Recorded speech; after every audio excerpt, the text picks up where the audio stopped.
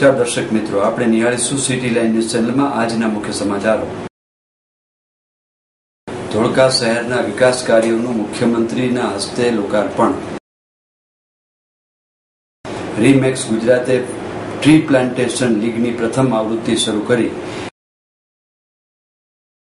NCP દ્વારા અમદાવાદ શહેરના ward પ્રમુખોની જાહેરાત। વીએમએસએસ દ્વારા મેગીના સેમ્પલ લેવાયા। वन विभाग द्वारा कार्यक्रम। लाइव मारामारी आरोपी।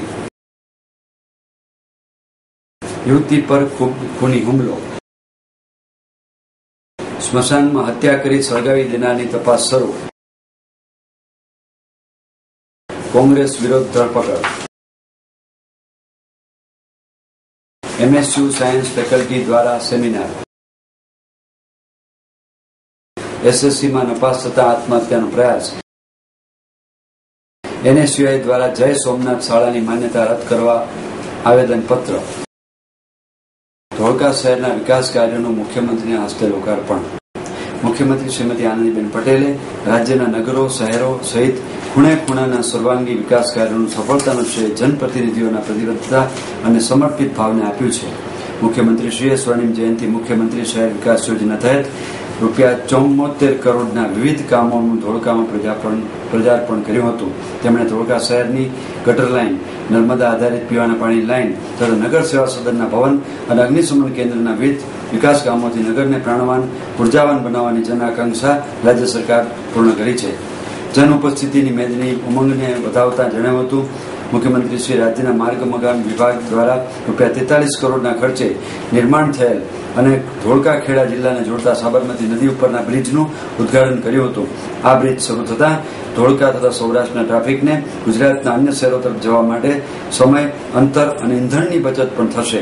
માત્ર ખેડા, ધોળકા તાલુકાના તથા આસપાસના 106 ગામોના 3.5 લાખ નાગરિકોને આ નવા પુલનો સીધો લાભ મળતો જશે અને સાબરમતી નદીના એક કિનારેથી બીજા કિનારે જવા માટે 49 કિલોમીટરનું અંતર ઓછું થતા વૌઠાના સુપ્રસિદ્ધ મેળામાં ચરોતર અને ભાલ પંથકના નાગરિકો, ખેત ઉત્પાદકો વગેરેને તાલુકા સેન્ટર સુધી પહોંચવા આ નવો પુલ આશીર્વાદરૂપ બન્યો છે।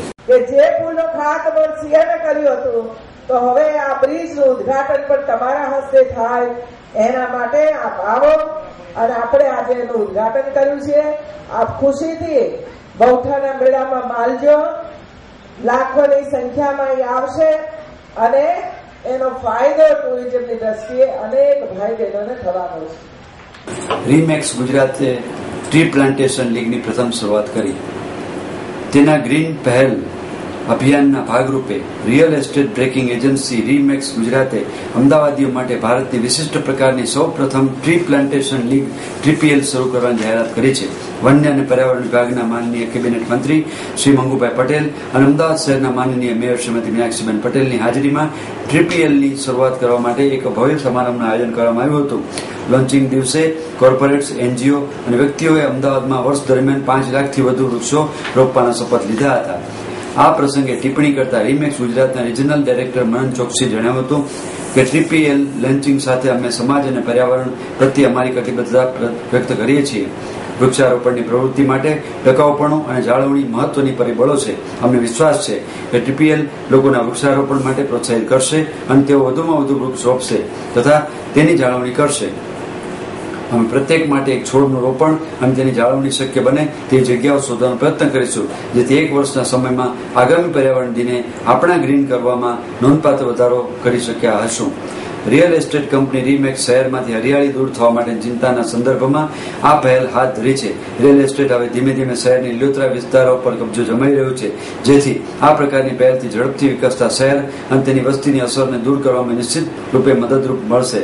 કંપનીએ TPL સ્પર્ધામાં મારફત ડેવલપર્સ, બિલ્ડર્સ, પ્લોટ જમીનના માલિકો, સ્કૂલ્સ અને અન્ય સંસ્થાઓ દરેક ભાગ લેવાનું શક્ય બનાવ્યું છે તેવું તેમણે ઉમેર્યું હતું। TPL સ્પર્ધા શહેરીજનોના વૃક્ષારોપણ અને તેના યોગ્ય પોષણ માટે પ્રોત્સાહિત કરે છે, જેથી આગામી વિશ્વ પર્યાવરણ દિને કોઈપણ ભેદભાવ વિના લીલોતરા કવચમાં વૃદ્ધિ તેમના યોગદાનમાં આધારે તેમના પ્રયત્નોનું મૂલ્યાંકન કરી શકાય।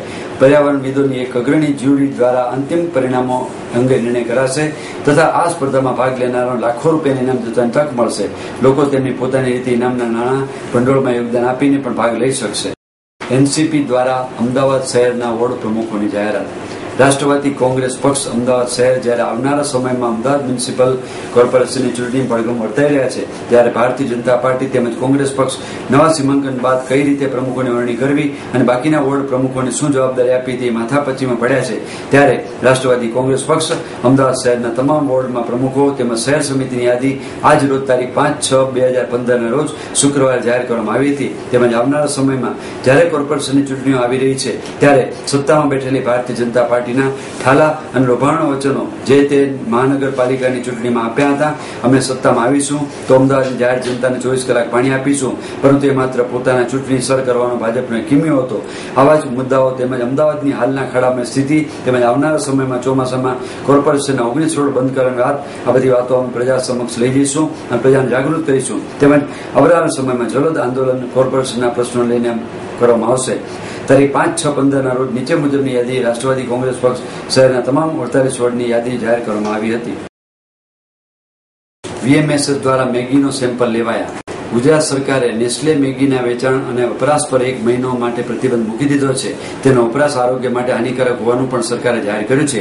આ પહેલા ઉત્તર પ્રદેશ, દિલ્હી, કેરળ જેવા રાજ્યોથી લઈને દવાઓ તેના પર પ્રતિબંધ મૂકી દીધો છે. ત્યારે ગુજરાતમાં પણ વડોદરા મહાનગર સેવા સદનની આરોગ્ય શાખા દ્વારા મેગી એજન્સીઓ રેડ પાડવામાં આવી રહી છે. ત્યારે રાવપુરા ખાતે મેગીની એજન્સીમાં રેડ પાડતા આરોગ્ય શાખા દ્વારા તેના સેમ્પલ પણ લેવામાં આવ્યા હતા અને વધુ કોર્પોરેશન કાર્યવાહી હાથ ધરી છે.